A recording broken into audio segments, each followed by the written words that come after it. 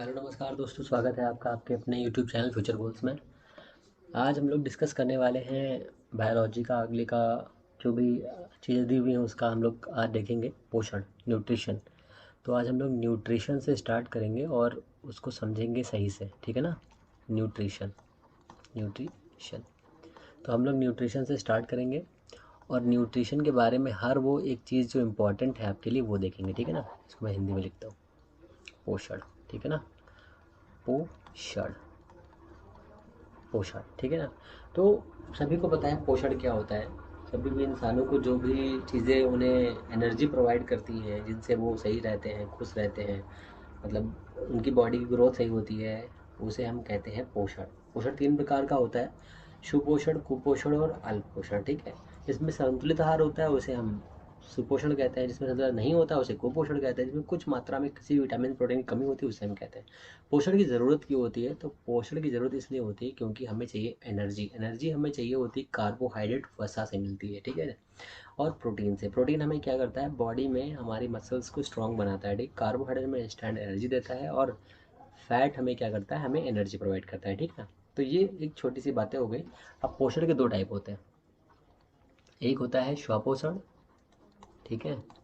एक होता है स्वपोषण और एक होता है आपका परपोषण। परपोषण, ये 2 टाइप के आपके पोषण होते हैं। दोनों टाइप को आपको सही समझना है बस, ठीक है ना। और इनसे ही चीज़ें आपकी सही हो जाएंगी। तो ये हो गया आपका पोषण और परपोषण, ठीक है।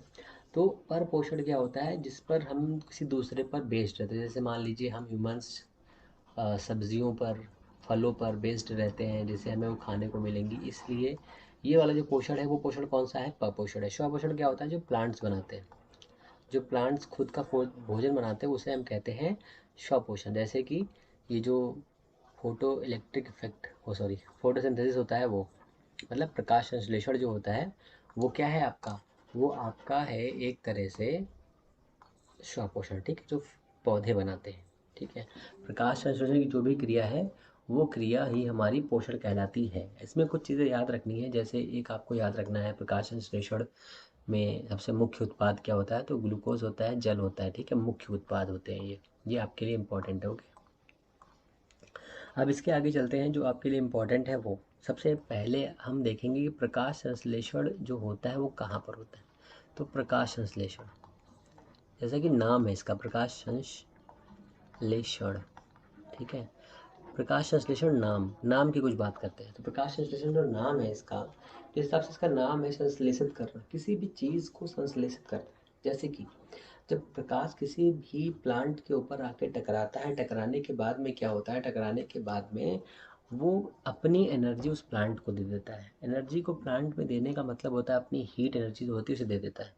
वो हीट एनर्जी पत्तियां ले लेती हैं। पत्तियों के अंदर जो क्लोरोफिल होता है, पत्तियों के अंदर जो क्लोरोफिल होता है जिसमें मैग्नीशियम पाया जाता है, क्लोरोफिल, ठीक है। नहीं, बस नाम याद रखिए, किसमें पाया जाता है? पत्तियों में पाया जाता है। पत्तियों में पाया जाता है। ये इस टाइप की पत्तियां होती है ना, ये मैंने स्पेशल पत्ती बना दी है, इस टाइप की पत्ती के अंदर ही पाया जाता है, ठीक है ना।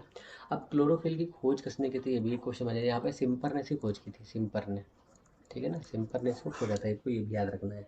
तो अब पत्तियों में ही प्रकाश संश्लेषण होता है, ना कि तने में, ना ही किसी और में। तो आपको ये याद रखना है, पत्तियों में कहाँ पर? क्लोरोफिल में।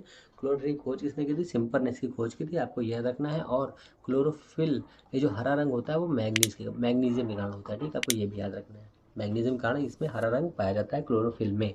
आपको ये चीज़ें याद रखनी है। इस प्रकाश संश्लेषण से आपसे इतनी चीज़ें पूछी जा सकती हैं, आपको इतनी चीज़ें याद रखनी है। प्रकाश संश्लेषण से आपसे इतनी ही चीज़ें पूछी जाएंगी। अच्छा, अब ये जो प्लांट्स होते हैं, ये ये प्लांट जो होते हैं, जो इसमें पत्तियां लगी रहती हैं, वो पत्तियां करती क्या है? तो पत्तियां जो हम लोग CO2 बाहर करते हैं उसको वो लोग ग्रहण कर लेती हैं।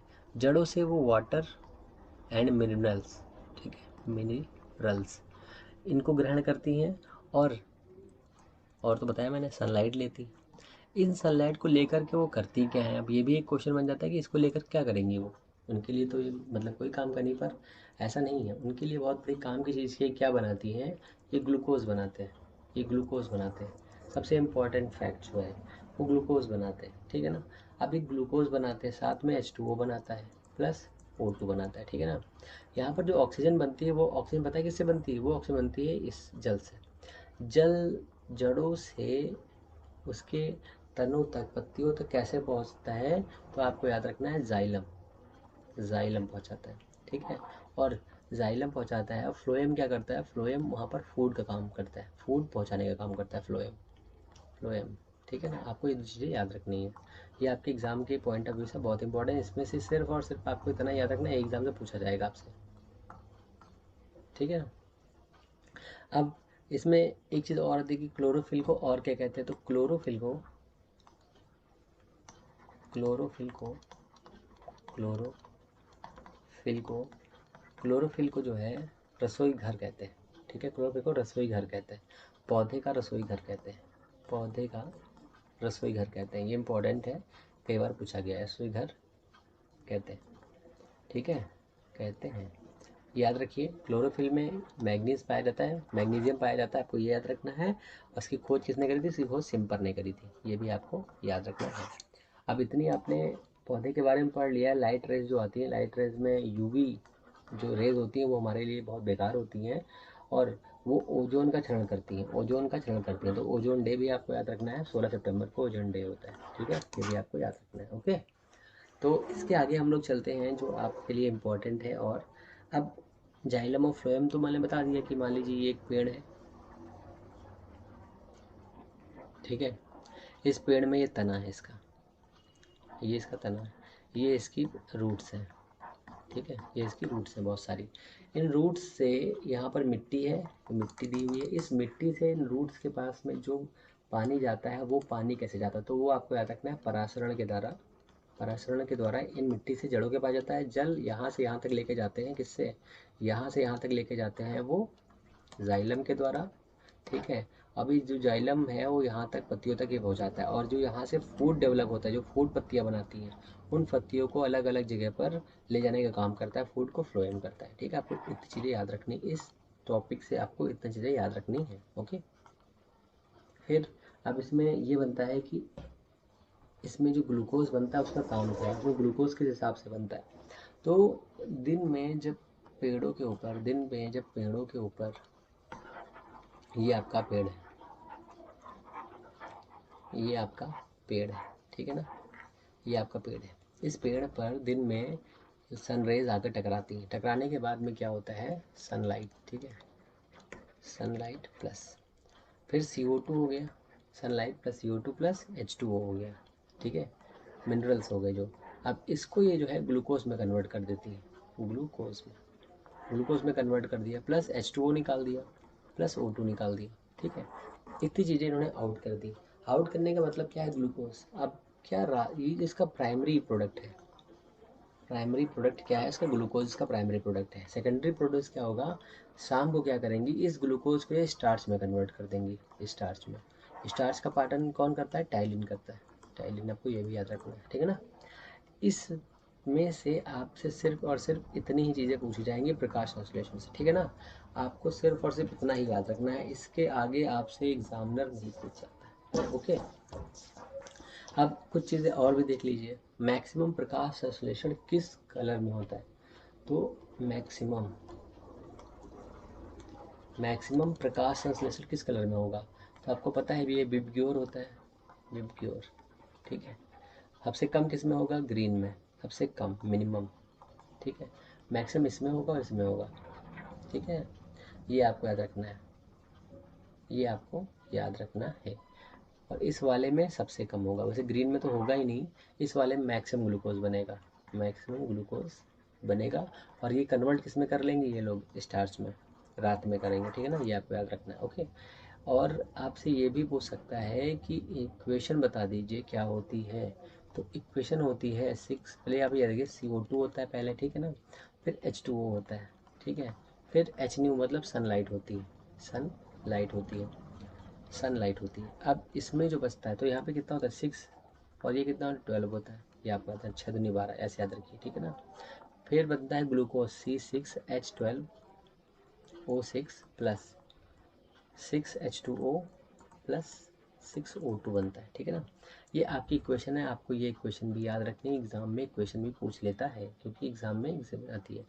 अब कभी कभी क्या होता है, पत्तियों में वातपोत्सर्जन होता है, पत्तियों में वातपोत्सर्जन होता है जिसकी वजह से वो मुरझा जाती हैं, ठीक है। इस वातपोत्सर्जन की दर को नापने के लिए एक डिवाइस होता है जिसे हम कहते हैं फोटोमीटर, ये भी आपको याद रखना है, ठीक है ना। वातपोत्सर्जन की दर को नापने के लिए इसे रखते हैं, ये भी आपको याद रखना है, ठीक है।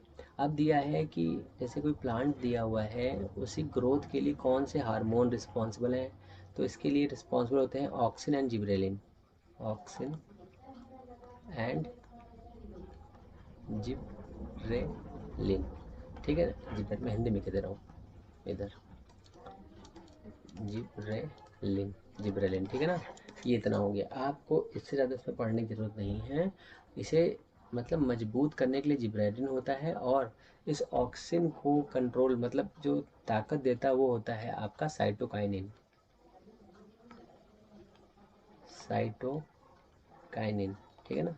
आपको ये आपको याद रखना है, इससे एग्ज़ाम से आपसे इतना ही पूछा जा सकता है मैक्सिमम, ओके। और अब आप सारी चीज़ें एक बार फिर से रिकैप कर लीजिए जिससे आपको सारी चीज़ें याद रखें। वातपोत्सर्जन के लिए फोटोमीटर होता है, ये आप याद रखिए। वातपोत्सर्जन के लिए फोटोमीटर याद रखिए, फोटोमीटर याद रखिए। और क्लोरोफिल के लिए, क्लोरो क्लोरोफिल के लिए याद रखिए मैग्नीशियम हरे रंग के रिस्पॉन्सिबल होता है।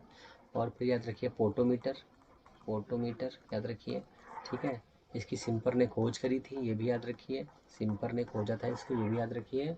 और जो हमारा ये 6CO2 प्लस 6H2O नहीं 12H2O प्लस सनलाइट होता है, indicate C6H12O6 plus 6O2 plus 6H2O, ये जो होता है इसमें ये जो ऑक्सीजन बनता है ना, ऑक्सीजन इस जल की वजह से बनता है, आपको ये भी याद रखना है। ये ग्लूकोज बनता है, ये प्राथमिक होता है।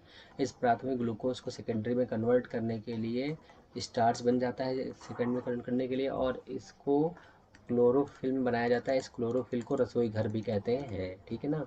और इस मतलब ये प्रकाश संश्लेषण होता है, इसको कंट्रोल करने के लिए ऑक्सीजन और जिब्रेलिन का इस्तेमाल किया जाता है। मैक्सिमम प्रकाश संश्लेषण किस कलर में होता है, तो रेड में होता है। मिनिमम किस होता है, ग्रीन में होता है, जिसकी वजह से मैं लिख रहा हूँ, ठीक है ना। तो आपको इतना ही याद रखना है इस चैप्टर में से, अभी तक का जितना मैंने बताया आपको इतना याद रखना है। इससे बाहर एग्जाम से आपसे कुछ भी नहीं पूछा जाएगा। तो अगर आपको चीज़ें पसंद आई हैं तो प्लीज़ चैनल को लाइक, शेयर, सब्सक्राइब ज़रूर करें। Thank you.